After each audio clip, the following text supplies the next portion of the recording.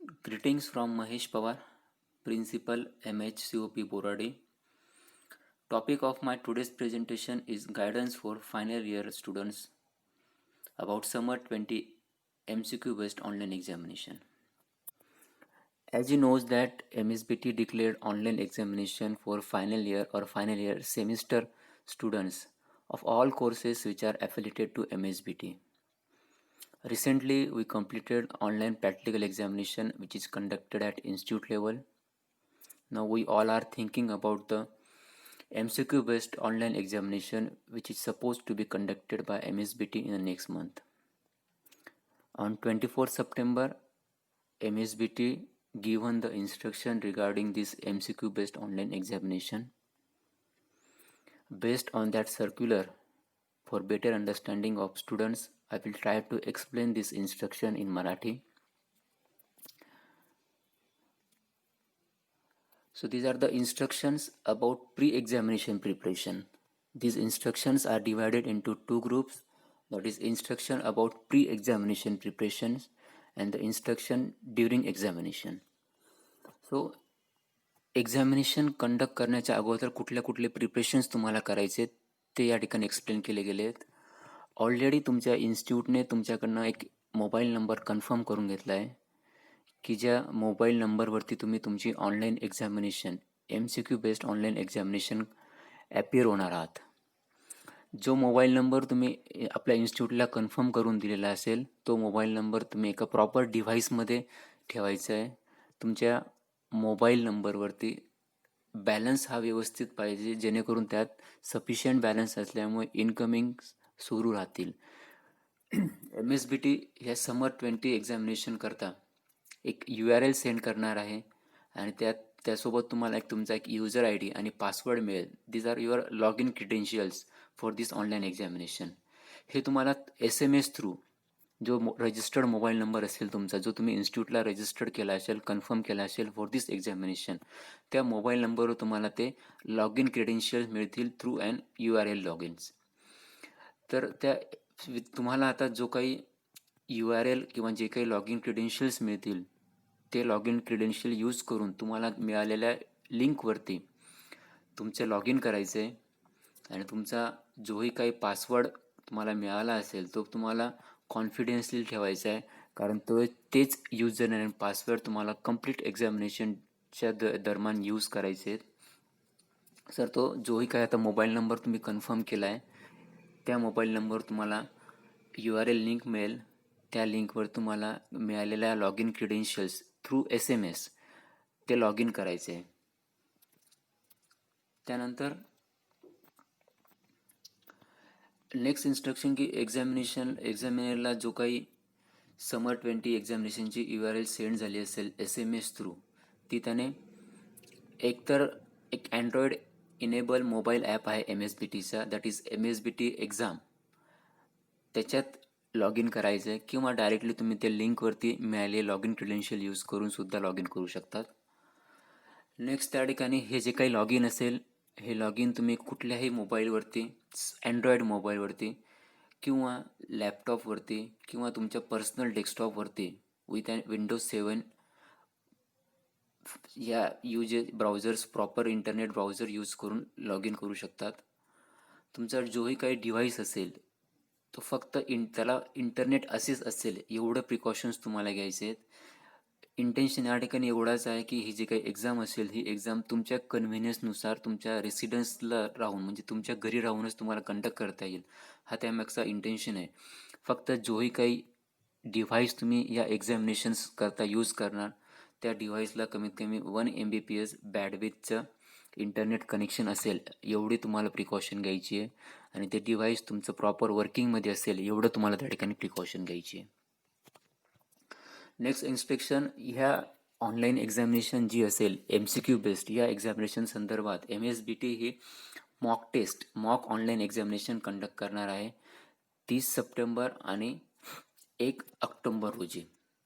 So या examination दरम्यान तुम्हाला उद्देश एवढाच आहे की तुम्हाला या एक्झामिनेशनला तुम्ही फॅमिलियर व्हावं, तुम्हाला कन्व्हिनियंट व्हावा की एक्झाम कशी कंडक्ट होईल, त्याकरता ही मॉक टेस्ट कंडक्ट केली जाणार आहे. त्यामुळे प्रत्येक विद्यार्थ्याने या मॉक टेस्टला ॲपियर व्हायचं आहे, जेणेकरून तुम्हाला ही एक्झामिनेशन संदर्भातील काही अडचणी सॉल्व्ह होण्याचं मदत होईल. तुम्ही जेही काही डिव्हाइस या मॉक टेस्ट करता किंवा जेही काही डिव्हाइस तुम्ही तुमच्या ऑनलाईन MCQ बेस्ड एक्झामिनेशन करता यूज करणार आहात, तेच डिव्हाइस तुम्ही किंवा तोच मोबाईल नंबर तुम्ही या मॉक टेस्ट करता यूज करा. सो जेव्हा जोही काही मोबाईल नंबर, जोही काही डिव्हाइस तुम्ही यूज करणार, तो डिव्हाइस प्रॉपर वर्किंगमध्ये आहे की नाही हे तुम्हाला या ठिकाणी क्लिअर होणार आहे. Each examinee shall take the mock online examination, जे ऑलरेडी मी तुम्हाला सांगितलं आहे. जर ही एक्झामिनेशन करते वेळेस मॉक टेस्ट असेल किंवा ऑनलाईन एक्झामिनेशन करते वेळेस जर विद्यार्थ्याला काही या एक्झामिनेशनला ॲपियर होण्याकरता काही अडचणी येत असतील किंवा त्यांच्याकडे काही डिव्हाइस नसतील, तर त्यांनी आपल्या इन्स्टिट्यूटच्या प्रिन्सिपलशी कॉन्टॅक्ट करून त्यांना रिक्वेस्ट करून एक प्रॉपर नियरेस्ट एक्झाम सेंटरला तुम्ही तिथे जाऊन ती एक्झाम देऊ शकतात. जर तुमचं इन्स्टिट्यूटच तुमच्या घराजवळ असेल तर तुम्ही तुमच्या इन्स्टिट्यूटला जाऊन एक्झाम देऊ शकतात किंवा दुसरं कुठलंही पॉलिटेक्निक किंवा फार्मसी इन्स्टिट्यूट तुमच्या घराच्या जवळ अवेलेबल असेल तर त्या ठिकाणी तुम्ही देऊ शकतात. But it is in exceptional case की ज्या विद्यार्थ्याकडे कुठल्याही कंडिशनला कुठलंही डिव्हाइस ही ऑनलाईन एक्झामिनेशन देण्याकरता अवेलेबल होत नाही आहे किंवा नेटची अडचण येते, त्या कंडिशनला तुम्हाला हे ऑप्शन ठेवायचं आहे. पण मॅक्झिमम ट्राय करायचं आहे की तुम्हाला घरी राहूनच ही एक्झाम एक प्रॉपर डिव्हाइस वापरून ॲप द्यायची आहे किंवा या एक्झामला तुम्हाला ॲपियर व्हायचं आहे. सो MSBTने प्रत्येक कोर्स करता एक सेपरेट टाईमटेबल दिलं आहे. त्या टाईमटेबलनुसार तुम्हाला एक्झामला ॲपियर व्हायचे आहे. या इन्स्ट्रक्शन्स ज्या दिल्या त्या इन्स्ट्रक्शन सगळ्या कोर्स करता सेम आहेत, की फार्मसी असो, पॉलिटेक्निक असो किंवा जेही courses which are affiliated to MSBT, त्या प्रत्येक कोर्सेस करता ह्या इन्स्ट्रक्शन सेम आहेत. फक्त त्या ठिकाणी जेही काही टाईमटेबल असेल, प्रत्येक कोर्सचं एक्झाम टाईमटेबल हे डिफरंट असेल आणि त्या टाईमटेबलमध्ये डेट्स दिलेल्या आहेत. त्या डेटच्या समोर एक टाईम म्हणून मेन्शन केलं आहे. सपोज या ठिकाणी आपण फार्मसीचं टाईमटेबल दिलं आहे.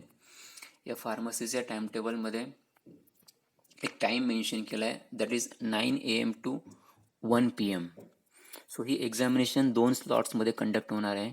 तर त्यातला मॉर्निंग सेशनचा स्लॉट आहे हा 9 AM to 1 PM आणि नंतर आफ्टरनून सेशन असेल त्या ठिकाणी त्या आफ्टरनून सेशनचा टाईमटेबल त्या ठिकाणी तुमच्या सब्जेक्ट तुमच्या कोर्स वाईज त्या ठिकाणी तो टाईमटेबल मेन्शन केला असेल. तो सपोज आता फार्मसीच्या टाईमटेबलमध्ये फर्स्ट स्लॉट दिला आहे 9 AM to 1 PM. काही कोर्सेसच्या सब्जेक्ट्स करता सेकंड स्लॉट मेन्शन केलेला असेल, तो सेकंड स्लॉट असेल 2 PM to 6 PM. सो एक प्रिकॉशन घ्यायची आहे की तुमच्या कोर्सच्या टाईमटेबलमध्ये तुमच्या सब्जेक्टच्या समोर जो स्लॉट मेन्शन केला असेल तोच स्लॉट तुमची एक्झामिनेशन कंडक्ट करण्याकरता प्रॉपर असेल. त्याच स्लॉटमध्ये तुमची सब्जेक्टची एक्झामिनेशनची लिंक ॲक्टिवेट होईल. त्यामुळे असं नाही की फार्मसीचा विद्यार्थी हा सेकंड स्लॉटला पण ॲपियर होऊ शकतो, तसं नसेल. तुमच्या टाईमटेबलमध्ये तुमच्या सब्जेक्टच्या समोर जो स्लॉट दिला असेल त्याच स्लॉटला तुम्हाला एक्झामिनेशनला ॲपियर व्हायचं आहे. इन्स्ट्रक्शन या ठिकाणी जे ऑलरेडी आपण मेन्शन केलं आहे की ऑनलाईन एक्झामिनेशनची लिंक जी असेल it will be no activated on designated date in a time slot allocated in the time table. जे ऑलरेडी मी मेन्शन केले की तुमच्या टाईम टेबलच्या डेटच्या समोर जेही काही टाईम मेन्शन केला असेल त्याच टाईमला ती लिंक ॲक्टिवेट होईल. Examinee can log in to the activated examination link by using log in credential. जे तुमचे लॉग इन क्रेडेन्शियल तुम्हाला मिळाले आहेत ते लॉग इन क्रेडेन्शियल वापरून तुम्हाला त्या ठिकाणी ते त्या लिंकला तुम्हाला ॲक्टिवेट करायचं आहे. सपोज तुम्हाला फार्मसीच्या विद्यार्थ्यांना त्या टाईमटेबलनुसार मॉर्निंग सेशनला लॉग इन करायचं आहे. सो तुमच्या रजिस्टर्ड मोबाईल नंबरवरती एक लिंक येईल on the day of examination किंवा अगोदर. त्या लिंकला तुम्हाला क्लिक करून तुम्हाला मिळाले लॉग इन क्रेडेन्शियल वापरून युजर नेम पासवर्ड वापरून लॉग इन करायचं आहे. ती लॉग इन केल्यानंतर तुम्हाला ती एक्झामिनेशन संदर्भात इन्स्ट्रक्शन्स त्या ठिकाणी अवेलेबल असतील. ते इन्स्ट्रक्शन्स तुम्हाला केअरफुली रीड करायचे आहेत. ते इन्स्ट्रक्शन जेही काही असतील ते इन्स्ट्रक्शन रीड केल्यानंतर तुम्हाला एक्झामिनेशन स्टार्ट करायची आहे. सो लॉग इन केल्यानंतर तुमचा एक्झामिनेशनचा टाईम हा स्टार्ट होत नाही. तुम्ही एक्झाम केल्यानंतर तुमचा टायमिंग स्टार्ट होतो. त्यामुळे लॉग इन केल्यानंतर ते इन्स्ट्रक्शन तुम्ही प्रॉपरली रीड करायचे आहेत. एक मेन इन्स्ट्रक्शन जे ऑलरेडी त्या ठिकाणी की link for examination of particular subject will be available only during the specified slot as displayed in the time table. So जे ऑलरेडी मी म्हटलो आहे की टाइम टेबलमध्ये तुमचा जो स्लॉट मेन्शन केला असेल त्याच स्लॉटला तुम्हाला एक्झामला ॲपियर व्हायचे, त्याच वेळेस ती लिंक तुमची त्या सब्जेक्टची लिंक तुमच्या लॉग इनमध्ये ॲक्टिवेट होईल. पुढचं इन्स्ट्रक्शन्स त्या ठिकाणी दिले आहेत की जर काही स्टुडंट्सला एक्झामिनेशन ॲपियर करते वेळेस तुमची जी काही प्लेसला ज्या ठिकाणी तुम्ही एक्झाम देणार ती प्लेस तुम्हाला क्लिअर करायची. जसं there will not be a presence of any book, return notes, photocopy or the gazettes containing the information related to the examination, किंवा there will not be a presence of any person other than examining from around the examination setup. की त्या ज्या ठिकाणी तुम्हाला exam द्यायची आहे त्या ठिकाणी त्या जागेवरती त्या रूममध्ये दुसरं कुठलंही रिटर्न मटेरियल किंवा दुसऱ्या कुठल्याही पर्सनला तुम्हाला प्रेझेन्स राहू नाही द्यायचं आहे, जेणेकरून एक्झाम ही प्रॉपर कंडक्ट होईल. अजून इन्स्ट्रक्शन त्या ठिकाणी दिले आहेत की ही एक्झाम प्रॉपरली कंडक्ट होण्याकरता तुमचा डिव्हाइसचा जोही काही कॅमेरा असेल त्या कॅमेऱ्याला यूज करून तुमचे इमेज ही घेतली जाईल आणि ती इमेज व्हेरीफाय केली जाईल ॲज युअर आयडेंटिटी. सो त्या ठिकाणी तुमचा तो डिव्हाइस ही प्रॉपर वर्कमध्ये असला पाहिजे. After the examinee log in for the online examination he or she shall read the instructions given regarding this online examination. जे ऑलरेडी म्हटलो आहे की ते इन्स्ट्रक्शन्स तुम्हाला प्रॉपरली रीड करायचे आहे अँड ते रीड केल्यानंतर ज्यावेळेस तुम्ही एक्झाम स्टार्ट एक्झाम म्हणणार त्या ऑप्शनला क्लिक केल्यानंतरच तुमची एक्झाम स्टार्ट होईल आणि त्या वेळेपासून त्यापासूनच तुमचा एक्झामचा 1 hour हा स्टार्ट होईल. द ऑनलाईन एक्झामिनेशन ही जी काही असेल ही MCQ बेस्ड एक्झामिनेशन आहे. यात 40 MCQ म्हणजे मल्टिपल चॉईस क्वेश्चन्स असतील आणि या 40 मल्टिपल क्वेश्चन्समधले तुम्हाला प्रत्येक क्वेश्चनला 1 मार्क असेल आणि या एका क्वेश्चनला 4 ॲन्सर्स ऑप्शनमध्ये अवेलेबल असतील आणि त्यातला एक ऑप्शन हा करेक्ट ॲन्सर असेल. तर तुम्हाला ते करेक्ट ॲन्सर सिलेक्ट करायचे आणि या एक्झामिनेशन करता there will not be any negative markings for wrong answer. जर तुमचं ॲन्सर रॉंग असेल तर त्या ठिकाणी तुम्हाला निगेटिव्ह मार्किंग होणार नाही आहे. तर या ठिकाणी 40 क्वेश्चन्स मिळतील. त्या 40 क्वेश्चन्स मल्टिपल चॉईस क्वेश्चन्स त्यापैकी तुम्हाला मिनिमम 30 क्वेश्चन्स हे अटेम्प्ट करायचे आहेत की प्रत्येकाला 30 क्वेश्चन्स हे अटेम्प्ट करायचे किंवा कारण ही एक्झामिनेशन ही 30 मार्क करता आहे. सो 40पैकी 30 क्वेश्चन अटेम्प्ट करणं हे प्रत्येकाला कंपल्शन आहे. 30पेक्षा जास्त क्वेश्चन्स तुम्ही अटेम्प्ट करू शकतात. त्यामुळे 30पेक्षा जास्त क्वेश्चन्स अटेम्प्ट करतील सो त्या स्टुडंट्स करता maximum 30 correct MCQ shawl be considered for final evaluation or the final marks. जर तुम्ही 30पैकी जास्त क्वेश्चन अटेम्प्ट केले तर जे 30 करेक्ट ॲन्सर असतील तेच 30 करेक्ट ॲन्सर हे इव्हॅल्युएट केले जातील. त्यामुळे मॅक्झिमम वेळेस प्रत्येकाने ट्राय करायचं की ॲटलिस्ट 30 क्वेश्चन्स किंवा त्यापेक्षा जास्त क्वेश्चन्स तुम्हाला हे अटेम्प्ट करायचे आहेत. आणि हे एक्झामिनेशन कंडक्ट करण्याकरता तुम्हाला 1 तास मिळेल. PWD कॅन्डिडेट्सला त्या ठिकाणी extra time as per their permission over the schedule duration मिळू शकते आणि तुमच्या एक्झामिनेशनचा काउंटडाऊन टाईम ज्यावेळेस तुम्ही स्टार्ट एक्झाम करणार त्याच वेळेस स्टार्ट होईल.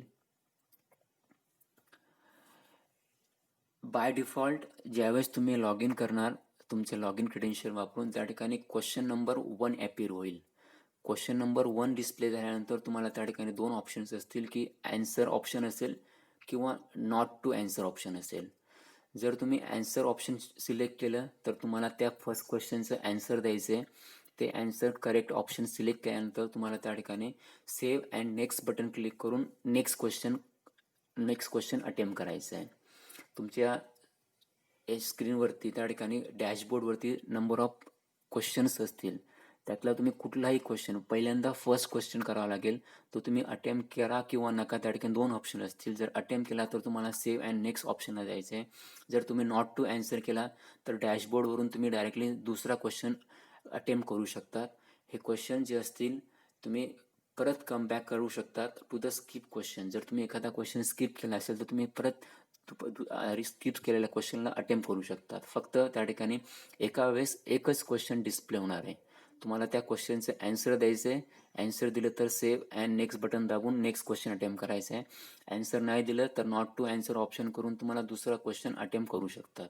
तर अशा या ठिकाणी तुम्हाला हे क्वेश्चन्स अटेम्प्ट करायचे आहेत. ज्यावेळेस तुम्ही शुअर असणार की आपले सगळे क्वेश्चन्स अटेम्प्ट केले गेले आहेत, त्यावेळेसच तुम्ही एंड एक्झाम हे ऑप्शन सिलेक्ट करायचे आहे. आणि एंड एक्झाम ऑप्शन सिलेक्ट केल्यानंतर तुम्ही तुम्ही तुमच्या ज्याही काही एक्झाम असेल त्या एक्झामला परत अटेम्प्ट करू शकणार नाही. त्यामुळे एंड एक्झाम करण्याच्या अगोदर प्रॉपर प्रिकॉशन घ्यायचे, केअर करायची की आपले सगळे क्वेश्चन्स अटेम्प्ट झाले आहेत का, किंवा मिनिमम क्वेश्चन्स आपण अटेम्प्ट केले आहेत का. किंवा जर तुम्ही एंड एक्झाम नाही केलं तर ॲटोमॅटिकली 1 आवर संपल्यानंतर तुमची एक्झाम ही एंड होणार आहे. ह्या एक्झामिनेशन संदर्भात जर स्टुडंट्सला असं वाटलं की यातले दिलेला क्वेश्चन्स किंवा क्वेश्चन्समधले ऑप्शन्स, ॲन्सरचे ऑप्शन्स हे करेक्ट नव्हते किंवा इनकरेक्ट होते, तर त्या ठिकाणी त्या स्टुडंटने तो क्वेश्चन नंबर, आन्सरचे ऑप्शन हे राईट डाऊन करून घ्यायचे आहेत आणि आपल्या कॉलेजच्या प्रिन्सिपलला ग्रीव्हन्स करायचे की यातला हा क्वेश्चन करेक्ट नव्हता किंवा यातला हे ऑप्शन करेक्ट नव्हतं. असं ही फॅसिलिटी स्टुडंटला देण्यात आली त्या ठिकाणी.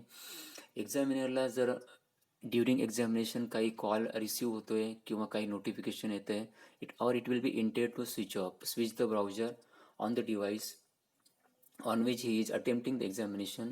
The online examination will get interrupted. जर तुमचे एक्झामिनेशन कंडक्ट करते वेळेस काही कॉल्स आले किंवा काही तुमचं ब्राउझर बंद झालं तर, किंवा नेट फॅसिलिटी बंद झाली तर ते एक्झाम इंटरप्ट होईल.